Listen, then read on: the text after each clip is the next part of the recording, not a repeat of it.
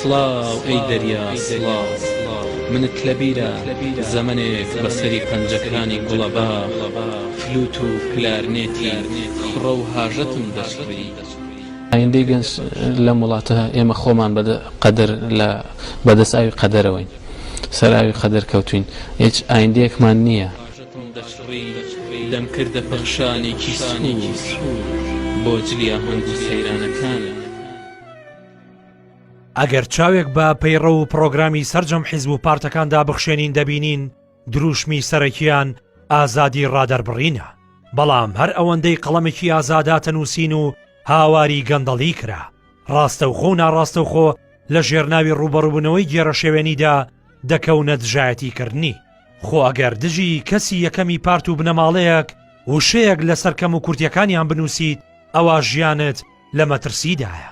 باندە کاسێ لەسەکانیان بۆت لە کەمیندان و لە هەر هەلێکدا کە بۆیان هەڵبکەوێت ژیانت کۆتایی هاتووە. نمونە دیارەکان تیرۆرکردن و گول لە بارانکردنی ڕۆژنامەنووسانە، لە نێویاندا تیرۆرکردنی سۆرانی مامەحەمەیە.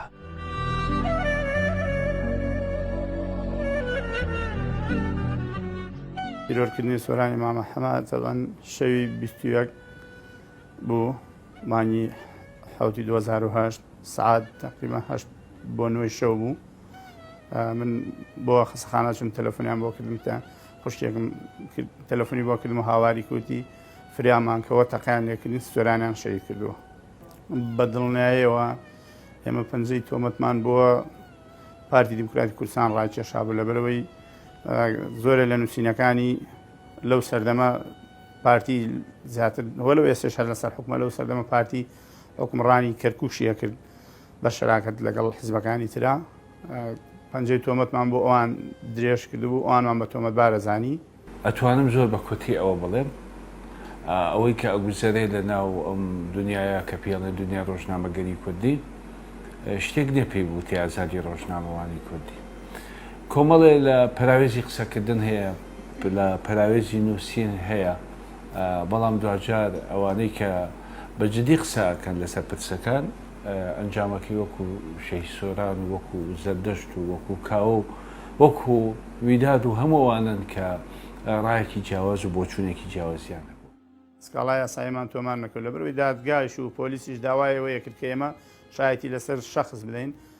ئێمەش هیچ شخصێکمان نەبینیوە لە کاتی تیرۆرکردنەکە، بەڵگەی ئەومان نەبوو کە شخص، بەڵام بەپێی نووسینەکانی سۆران کە لەسەرچی حیزبێ لەسەرچی دام دەستگایە زیاتر گەندەڵەکانیان یەخستە ڕوو بەپێی ئەو ئەم تیرۆرێکی عام نەبوو ئەوەی سۆرانی مامەحەمەد، تیرۆرێکی خۆماڵی بۆ تیرۆرەکەی لە ناوجەرگەی کەرکووکە و لە شوێنێکی کوردنشینە لە شاری کەرکووک کراوە، نەک لەوەی لە شوێنێک بێ عەرەب نشین بێت، لە شوێرجە کراوە هەر هەمووی کورد بووە و ئەو تیرۆرە بەڕاستی ئەمە بۆیە زانین لە ژێرباڵی دەسەڵاتاتە. سۆرانی ڕۆژنامەنووس و شاعیر لە پاش بڵاوکردنەوەی چەندین بابەتی ڕۆژنامەوانی لەسەر دۆسیەکانی گەندەڵی و ئامادەکردنی راپۆرتێک لەسەر تێوەگلانی بەرپرسەکانی کەرکووک لەگەڵ باندە لەشفرۆشەکان کە وەک بەرپرسی نووسینگەی گۆڤاری لڤین لە شاری کەرکووک کاری دەکرد کەوتە بەر هەڕەشە و پاش 2 مانگ لە زیادبوونی فشارەکانی سەری لە بەردەم ماڵەکەی خۆیدا و لە تەمەنی 21 ساڵیدا تیرۆر کرا. سۆران کەسێکی هیومانی بوو، کەسێکی باڵین ئینسانی بوو بەمانای کەلیمە و تەواوی شێعرەکانش لە تواتیەوە ئەو هیومانیەتەیە بوو. ئەو خەونی بەوابینی بەردەوام ئایندە باشتر بێ لە ئێستا، هیقی لە کەس نەبوو و کێشەی کۆمەڵایەتیشی نەبوو. تەنانەت لە بواری ئەوینداریشە ئەوەندەی من ئاگادار بووم شێکی ئەوتۆی نەبوو لکەین بێ و لە ژیانیشە دۆستی زۆر کەس بوو، هەر کەسی یەکجار لەگەڵ داهڵ ساویدا بنیشتە خۆشەویست، لەبەرەوەی هینێک دڵێکی سادە و ساکاریە بوو و کەسێکی چۆن لە کوردەواریا لە پەپوو لە ئاسا بەریء بوو، بەمانای کەلیمە ئینسانی ڕێزی لە مرۆڤەگرت، ڕێزی لە بەرامبەرەکەیە گرت، حورمەتی بەرامبەرەکەیە گرت و جۆشی لە بەرامبەرەکەیە گرت. لەبەرەوە کێشەیەکی کۆمەڵایەتی ئەو تۆی نەبووە، من بڕواکەم نەخۆی نەخێزانەکەشی شتێکی لەوە بەتیان نەبووە.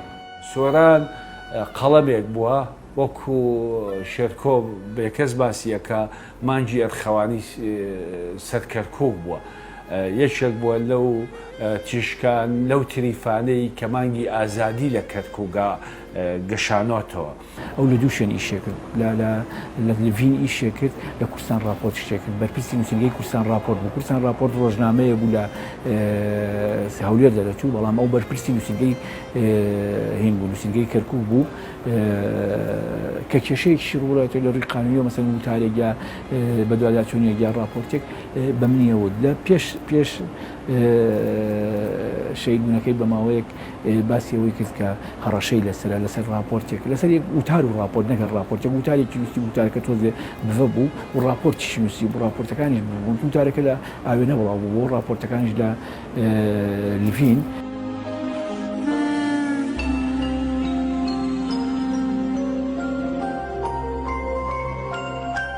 سۆران تەنها لەبەر ئەوە شەهید بووە کە لە سەنگەری ڕاستەقینەی مۆدێلێک لە ڕۆژنامەنووسی بووە کە پێوتێن ڕۆژنامەنووسی ئازاد، ئەو لە پێناو مۆدێلە لە ڕۆژنامەنووسیا شەهید بووە کە هەموو میدیای کوردی ئێستا قەرزارێتی.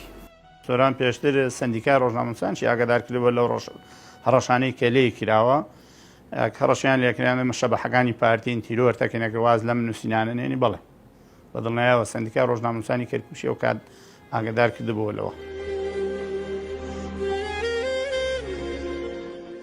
لە هەرێمی کوردستان 5 دۆسیەی شەیدی قەڵەمان کە تا ئێستا تەنیایەکێکیان لە سنووری گەرمیان بکوژەکەی دەستگیر کراوە، بەڵام بکوژانی ئەو ڕۆژنامەنووسانەی کەوتونەتە کەرکووک و دوهۆک و هەولێر نەک تەنیا بە ئازادی دەسوڕێنەوە، بەڵکو دۆسیەکانیشیان چەقی بەستووە و سەرەداوێکی یەکلاییکردنەوەیان نییە. هۆکارەکەشی بۆ کۆنتڕۆڵکردنی دادگاکان و دروستکردنی چەندین دۆسیە لەسەر ڕۆژنامەنووسە تیرۆرکراوەکان لەلایەن حیزبەکانەوە دەگەڕێتەوە. ئێستا کەیسەکەی وەکو خۆی وایە هیچ بەرەو پێش چوونێکی نەبینیوە لەبەرەوەی ئەو کەیسانی کە بەڵگەی ڕسمیانیش لەسەر هیچی بۆ نەکراوە گەلێ لەو کەیسانش کرا بە تیرۆری بڵین گوایە کران بە تیرۆرسیش ئەوی سۆران شۆکۆ کەیسانی ترماوەتەوە. سیستەمێکی سیاسیدا کە دادگا ڕۆڵێکی بێلایەنانە نەجێڕێ ناتوانانی دڵنیابی لەوەی کە ئایا ئەم کەیسانە بە چلایە کابڕێ. ئەگەر تۆ کێشت لەگەڵ حیزبێکی دیاریکراوە هەبێ لە پشت سەری دادوەرەکەەوە وێری سەرۆکی و پاتە هەبێ تۆ متمانە نیە بەوەی کە دادگا ڕێچکەی خۆی بگرێتە بەر. و خاڵی دووەم پەیوەندی بەوە ئێمە لە 2008 12 ساڵی ڕێک لەم ژوورە باسمان لەوە کردووە کاتێککە سۆران تیرۆر کراوە. ئەم تیرۆرە تیرۆرێکی خۆماڵی دەستگایەکی ئەمنی کوردی کردوێتی.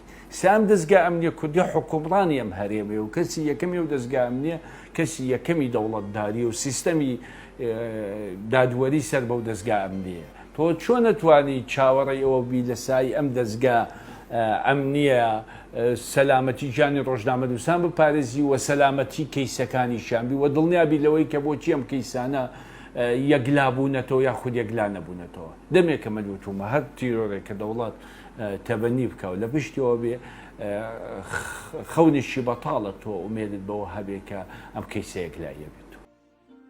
لە هەر شوێنێک تیرۆرستان بە ئازادی لە پاڵ دەسەڵاتدا بپارێزرێن نەک ژیانی ڕۆژنامەنووسان. تەنانەت چەمکی دیموکراسیەت و مافی هەر تاکێکیش لە مەترسیدایە.